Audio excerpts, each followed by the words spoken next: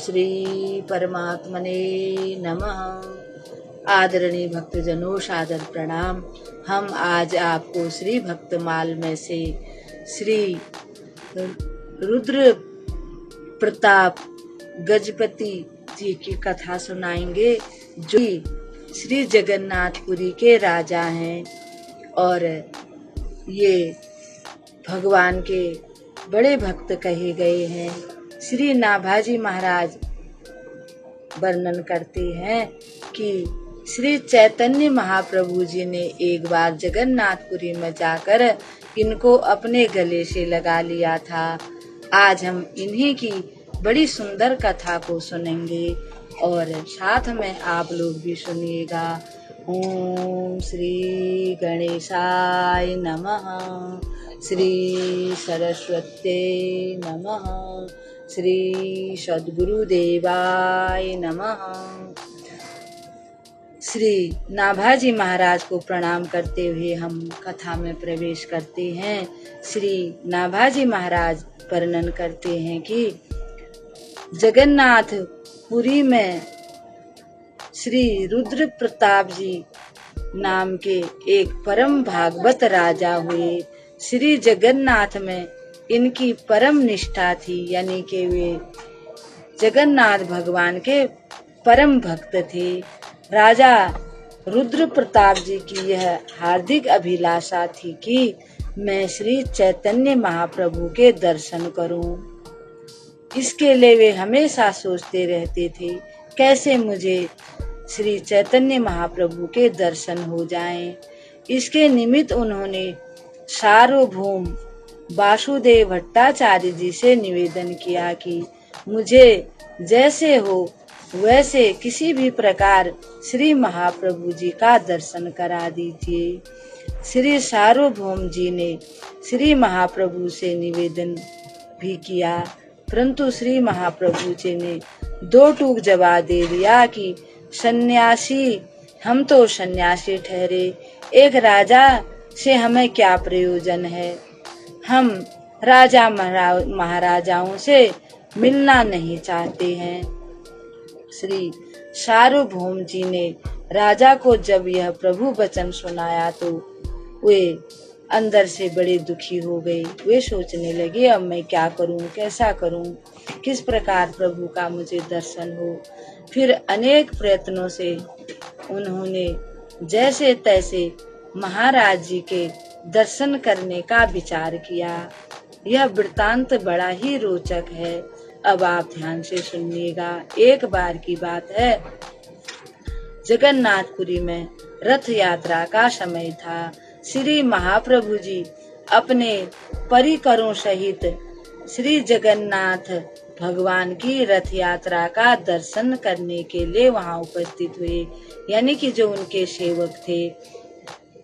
पुरी नरेश महाराज रुद्र प्रताप जी स्वर्ण की झाड़ू लेकर भगवान के सामने का रास्ता बुहार रहे थे एवं चंदन मिश्रित जल का छिड़काव कर रहे थे। श्री महाप्रभु जी राजा की यह सेवा देखकर बहुत सुखी हुए। श्री जगन्नाथ भगवान का रथ चला। श्री गौरांग महाप्रभु जी अपने परिकरों सहित रथ के आगे कीर्तन करते हुए चल रहे थे। श्री महाप्रभु जी का प्रेम से उन्मत्त होकर नृत्य करना और भजन गाना, संकीर्तन करना सबके मन को बहुत ही अच्छा लग रहा था। सब लोग एक मन से भगवान का भजन कर रहे थे, नृत्य कर रहे थे। इतने में श्री महाप्रभु जी नृत्य करते करते उनको ऐसा प्रेम का आवेश आया कि वे पछाड़ खाकर राजा रुद्रप्रयाग के आगे गिरने लगे। प्रभु को गिरता हुआ देखकर राजा ने उन्हें शीघ्र अपनी भुजाओं से उठा लिया। ये सब प्रभु की लीला थी, यानी कि उनको अच्छी प्रकार से पकड़ लिया, गिरने से बचा लिया। राजा का स्पर्श होते ही प्रभु सावधान हो गए और कहने लगे, छी छी, मुझे तो एक रजोगुणी का स्पर्श हो गया। यानी कि जो राजा लोग होते हैं वो रजोगुणी कहे जाते हैं। जैसे 3 गुण से ये सृष्टि चलती है, जैसे सत्वगुण, सात्विक गुण, रजोगुण और तमोगुण।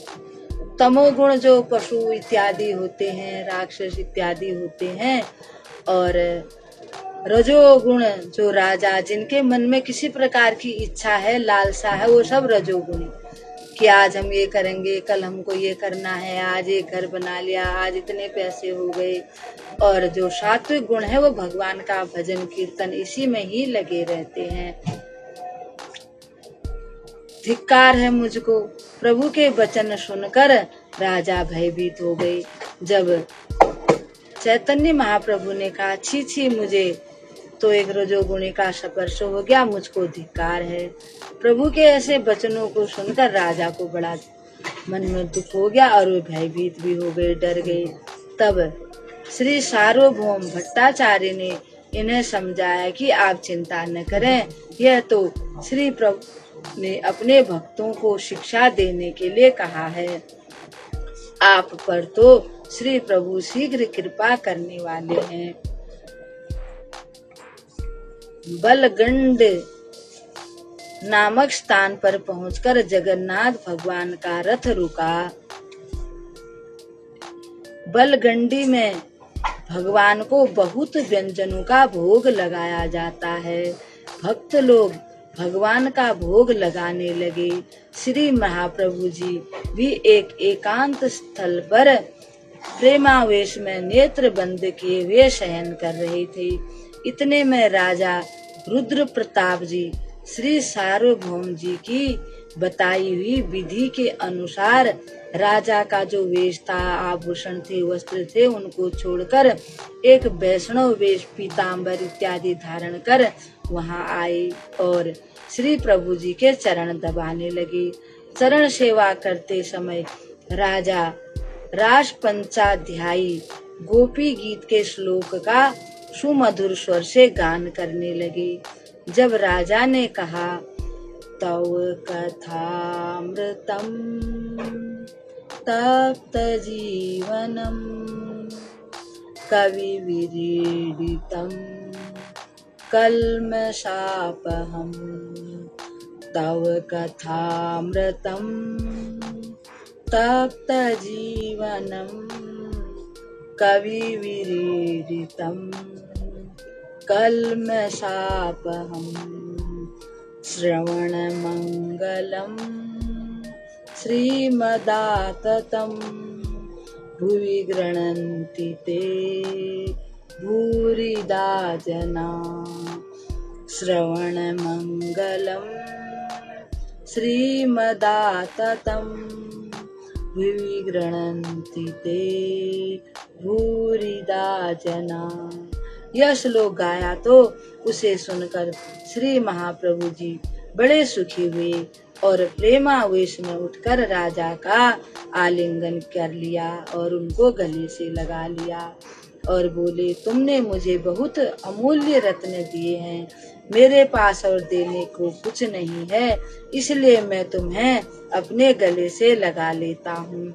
राजा रुद्र प्रताप के सौभाग्य को देखकर समस्त भक्त आनंदित होकर प्रशंसा करने लगे। राजा की धन्य हो, राजा धन्य हो। राजा प्रभु को दंडवत प्रणाम करने लगे और दंडवत करके बाहर चले आए और हाथ जोड़कर उन्होंने सभी भक्तों को भी प्रणाम किया। इस प्रकार से भगवान को गोपी गीत से कितनी प्रसन्नता होती है, तो हम सबको भगवान को गोपी गीत सुनाना चाहिए। इस कथा को हम यहीं पर विराम देते हैं। कल भगवान के एक और भक्त की कथा के साथ आपके सामने उपस्थित होंगे। तब तक के लिए हम आपको प्रणाम करते हैं। ओम श्री परमात्मने